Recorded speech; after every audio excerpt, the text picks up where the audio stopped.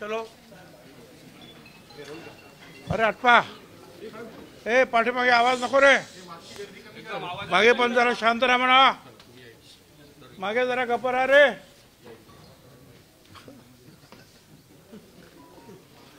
सकाळपासून चालू आहे हां बोल काय बाबा कोण आहे कॅप्टन कोण आहे नाशिक शहरामध्ये मोठ्या प्रमाणात खड्डे पडले खड्डे खड्डे पडतात काही उद्योजकही आपल्याला भेटून गेले औद्योगिक वसाहती असेल किंवा नाशिक शहर असेल मोठ्या प्रमाणात खड्ड्यांचं साम्राज्य आहे हे खरं आहे अंबडमधले जे इंडस्ट्रियलिस्ट आहेत त्यांच्या असोसिएशनचे बरेचसे लोक येऊन भेटून गेले आणि त्यांनी सांगितलं की 2 वर्षापासून त्या रस्त्याची काही दुरुस्ती झाली नाही 2-2, 4-4 फुटाचे खड्डे आहेत आणि मग एखादा ट्रक जर माल घेऊन निघतो तो मध्येच जर त्या खड्ड्यामध्ये गेला तर मग साहजिकच आहे त्याचे शॉक ऑब्झर्वर पाटे बिटे तुटणं आणि मग त्यांचं पुढचं म्हणणं असं की हे सगळं पाहून काही लोक जे आहेत यायला सुद्धा मागत नाहीत तिकडे नवीन मी बोलतो ज्यांच्याशी बोलायचं त्यांच्याशी बोलतो आणि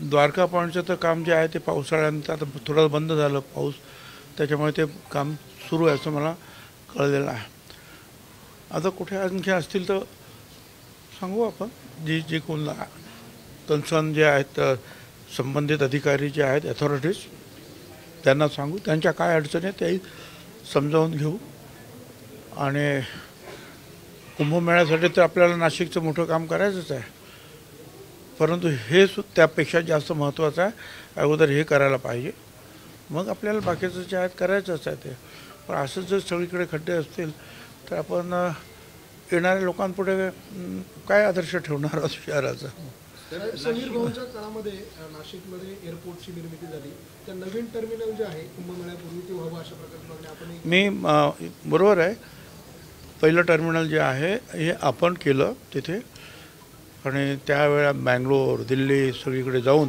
HALच्या अधिकाऱ्यांशी वारंवार भेटून त्यांच्या मग बोर्ड मीटिंग्स वगैरे झाल्या आणि त्यातून मग बऱ्याच प्रयत्नानंतर ती जागा आपल्याला मिळाली आणि मग त्याच्यामध्ये परत पैशाची अडचण मग ते माझ्याकडे PWD होतं त्यावेळेला PWDच्या माध्यमातून केवळ 80 कोटी रुपयामध्ये आपलं टर्मिनल आणि आपण ते सगळं काम करून घेतलं होतं देशातलं ते पहिला एअरपोर्ट आहे जो PWDने स्वतःच्या खर्चाने बांधला आणि स्वस्तात पण तिथे जे आता ज्या पद्धतीनं जे आहे विमानं वाढत आहेत प्रवासी वाढत आहेत आणि आता जो कुंभमेळ्यामध्ये जी आणखी गर्दी होईल ते पाहता ते टर्मिनल वाढवणं हे आवश्यक आहे आणि त्या संदर्भामध्ये मी मुख्यमंत्र्यांशी स्वतः बोललेलो आहे पत्र दिलंय बोललो आहे सहकारी बँक घोटाळ्याच्या आरोपपत्रामध्ये ईडीने रोहित पवारांचं नाव हे दिलेलं आहे रोहित पवारांचं नाव आले ईडीकडून चौकशी काय ते चौकशी करतात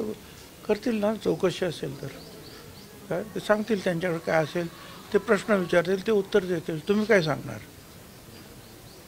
धनगर समाजाचे जे विद्यार्थी होते त्यांना लाभ मिळावा यासाठी सरकारची योजना आहे मात्र त्या योजनेअंतर्गत भ्रष्टाचार झालेला आहे आणि जे लाभार्थी मुलं आहेत ते बाजूला राहतात आणि संस्थाचालकच पैसे लाटतात असं मी तर ते पहिल्यांदाच ऐकलं परंतु असं काय असेल तर जरूर संबंधित लोकांशी मी बोलेन आणि चौकशी करू अंबादास दानवेंनी असं म्हणलंय अंबादास दानवे रोहित पवारांना ईडीची नोटीस आल्यानंतर ज्यांच्या विरोधात तुम्ही ढिगभर पुरावे दिले ते आज भाजपमध्ये आहे मग रोहित पवारांचं काय घेऊन असं त्यांचं म्हणणं आहे आता मी काय त्याच्यावर काय मी भाष्य करणार काय आम्हाला सुद्धा अशा नोटिसा आल्या आम्ही तर त्रास भोगला सुद्धा संपूर्ण कुटुंबाने आणि अजूनही आमच्या पाठीमागे लोक लागतात कोर्टाने क्लीन चिट दिल्यानंतर सुद्धा हे चालू आहे काही वेळेला आता असं आहे की आपण आपल्या पद्धतीनं लढायचं असतं महाराष्ट्रातले 12 गड किल्ल्यांचं युनेस्कोमध्ये नोंद झालेली आहे महाराष्ट्रासाठी ही किती अभिमानाची बाब आहे मुख्यमंत्र्यांनी काल त्याबद्दल माहिती दिली ते स्वाभाविक आहे कारण एक बघा की जो काही मुघलांचं जे आक्रमण झालं उत्तरेतून त्यावेळेला अनेक मंदिरं वगैरे तुटली की आणि तिकडच्या काही राजांनी जे आहेत काही राजे लढले त्यांच्या विरोधात पण काही राजांनी जे आहे सुलूक केला त्यांच्याबरोबर, रोटीबिटीचे सुद्धा व्यवहार झाले आणि त्यामुळे त्यांचे मोठमोठे महाल जे आहेत आज सुखरूप आहेत. पण महाराष्ट्रामध्ये मात्र जे आहेत त्या मुघलांना आणि आक्रमणाला अडवण्याचं काम शिवछत्रपतींनी केलं आणि ते करत असताना त्यांनी स्वतःच्या महालाचा विचार केला नाही, तर या गडकोटांचा विचार केला. आणि म्हणून आज समुद्रामध्ये सुद्धा ते किल्ले उभे आहेत 300-400 वर्षानंतर, मोठमोठे किल्ले की तिथे अजूनही जायला एवढी सगळी साधनं असताना सुद्धा आपण जाऊ शकत नाही. आणि 350 वर्षापूर्वी महाराज पायदळ, घोडदळ, हत्तीदळ हे सगळं घेऊन, तोफा घेऊन जात होते आणि या लढाया लढत होते. आणि स्वाभाविक आहे हे सगळं पाहता त्यांना युनेस्कोमध्ये जे आहे स्थान मिळणं स्वाभाविक आहे. साहेब, नाशिक जिल्हा परिषदेमध्ये महिलांनी छळाचे आरोपही केले, विधान परिषदेमध्ये देखील सर्व प्रकरण गाजले, कसं बघता या सर्व प्रकरण? मी वर्तमानपत्रामध्ये वाचले पण त्याच्यावर कार्यवाही सुरू झालेली असं दिसते मला. सिंहस्थाच्या कामांना अद्यापही सुरुवात झालेली नाहीये. घोषणा मोठ्या मोठ्या होत आहेत पण प्रत्यक्ष काम अजून सुरू झालेलं नाहीये. प्रचंड मोठं काम होणं अपेक्षित असताना अजून कुठेच काही सुरुवात नाही. आता मी पण जरा जास्तच्या अधिवेशनामध्येच आहेत माझे 15 दिवस, तर मला काही कल्पना नाही की कुठपर्यंत काम सुरू झालं आणि काय आहे त्याचं लेटेस्ट काहीच कल्पना आहे मला सुद्धा. प्राधिकरणाची जी आहे नेमणूक झाली एवढी मला माहिती आहे. संजय राऊतांनी संजय शिरसाटांचा एक व्हिडिओ ट्विट केलेला आहे. बरं, मग संजय शिरसाट ते बेडरूममध्ये बसतात, आजूबाजूला पैशांची बॅग भरलेली आहे, त्याच्यावरनं बरंच वादंग उठलेला आहे. तर नेमकं आपण कसं बघतो? पण त्या कोणते संजय शिरसाट ना, त्यांनी हेच सांगितलं की ते कपडे आहेत म्हणून, पैसे नाहीत म्हणून. मग असं काय सांगणार तुम्ही?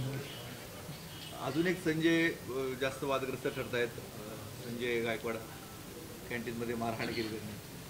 साहेब, या दोघांवरून एकनाथ शिंदेनी नाराजी व्यक्त केली. पुढे ते शिंदे गटाची अडचणी झाली आहे त्या दोघांमुळे, त्यांनी कान देखील टोचले दोघांचा. No comments. साहेब, नाशिक जिल्हा बँक जी आहे तिची इमारत विक्रीस काढण्याची वेळ आलेली आहे. डबघाईस गेलेली आहे जिल्हा बँक आणि तिची जी द्वारकेवरची इमारत आहे ती आता विक्री काढण्याचा निर्णय होतो.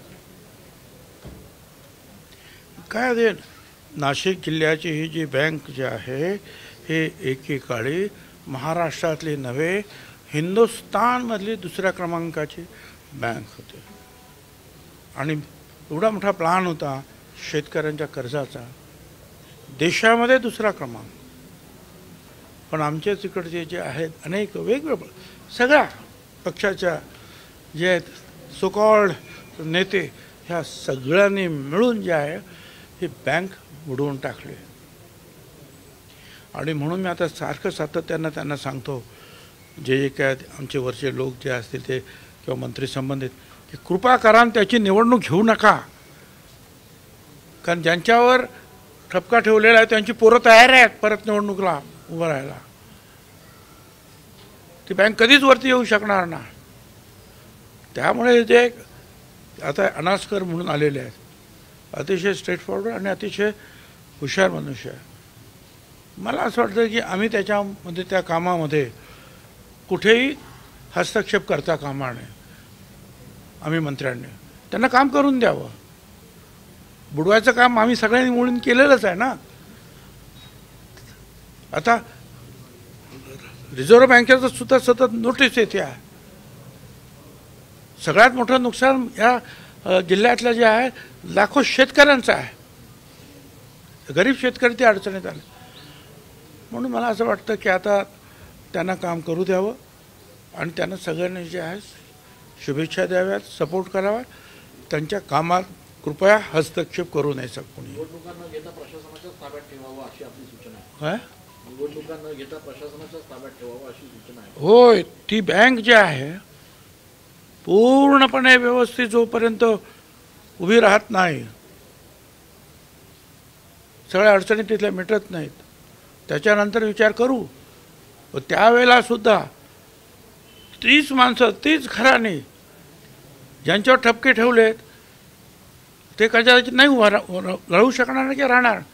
पण त्यांची मुलं आहेत ना, कोणाचा भाऊ आहे, कोणाची मुलं आहेत. आणि एकूण तोच गोरखधंदा जो आहे परत सुरू राहील. आणि म्हणून माझं म्हणणं आहे की चांगले प्रशासकांच्या ताब्यात राहू द्या, काही बिघडत नाही आहे काय, ते सुद्धा जे जनतेचं कल्याणच करण्यासाठी काम करतायत. साहेब, जनसुरक्षा विधेयकामुळे नक्षलवादी आणि डाव्या विचारसरणीच्या ज्या संघटना आहेत त्यांच्या बेकायदेशीर कृत्यांना आळा बसेल असं फडणवीस म्हणत आहे. तर त्या डाव्या संघटनांची जी नावे ती जाहीर करा असं उद्धव ठाकरेंनी मागणी केली. हां, ठीक आहे ना. आता मग त्यांनी मागितलं तर ते मुख्यमंत्री त्याला उत्तर देतील. पण मुख्यमंत्र्यांनी स्पष्ट सांगितलं कुठल्याही राजकीय पक्षाला, अगदी मार्क्सवादी कम्युनिस्ट पक्षाला सुद्धा कुणालाही काळजी करायचं काही कारण नाही. काय आंदोलन करण्याचं, लोकांचे प्रश्न मांडण्याचे, लिहिण्याचं, बोलण्याचे सगळ्यांना अधिकार आहेत. काय अशी ग्वाही त्यांनी on the floor of the house दिलेली आहे. साहेब, गोटी टोल नाका आणि पुढे समृद्धीचा टोल नाका आहे, नाग भूर्दंड सहन करावा लागतो आहे. आणि तो डबल तो कसा त्याचं सुद्धा पत्रवरती केलेलं आहे. कारण ते गोटीचं झालं का ताबडतोब दुसरं येतो काय, आणि मग दोन दोन त्यांना भरावे लागलं. आता त्याच्यातून कसा मार्ग काढायचा ते बघतील काय करायचं. एकनाथ शिंदे 2 दिवसापूर्वी कारण इकडची जे हा जो जे ह्या BOTवर आहे हा प्रोजेक्ट वेगळा आहे, त्याचे सुद्धा पैसे वसूल व्हायचे. आणि तो प्रोजेक्ट वेगळा आहे, नवीन आहे, त्याचे सुद्धा पैसे वसूल व्हायचे. काय मार्ग काढतात पाहू. सांगलीमध्ये ड्रग्जचा कारखाना उद्ध्वस्त केला आणि जो तिथला आरोपी आहे त्याचं कनेक्शन दाऊद सोबत आहे. एकूणच सरकारनं आता कारवाई करायला सुरुवात केलेली आहे. असं त्याच्याबद्दल फार मोठं डिस्कशन विधानसभेत झालं. मुख्यमंत्र्यांनी सुद्धा फार कडक भूमिका घेण्याचं जे आहे तिथे आश्वासन दिलेलं आहे. नाशिकमध्ये सुद्धा अशा काही ठिकाणी काही कॉलेजेसमध्ये ह्या गोष्टी मोठ्या प्रमाणावर सुरू आहेत. आणि विशेषतः काही कॉलेजांमध्ये परदेशी विद्यार्थी आहेत आणि त्यांची एवढी दादागिरी आहे की त्या गावच्या लोकांना सुद्धा ते गावचे लोकसुद्धा त्यांना घाबरतात. आणि त्यातून जे आहे ह्या ड्रग्जचा प्रचार होतो आहे. मुख्यमंत्र्यांनी सांगितल्यानंतर सुद्धा आता आम्ही वाट बघतो आहोत की आमच्यासुद्धा पोलिसांचे जे आहे हे कधी लक्षात येणार आहे. साहेब, जयंत पाटलांनी त्यांच्या पदाचा राजीनामा दिला आहे. शशिकांत शिंदे हे प्रदेशाध्यक्ष झालेले आहेत राष्ट्रवादी झाले. मला काही कल्पना नाही. ते तर तुमची बातमी असेल, अजून माझ्यापर्यंत तर नाही. त्यांचा अंतर्गत विषय आहे, परंतु ही नवीनच बातमी, मला काही कल्पना नाही. धन्यवाद सगळ्यांना.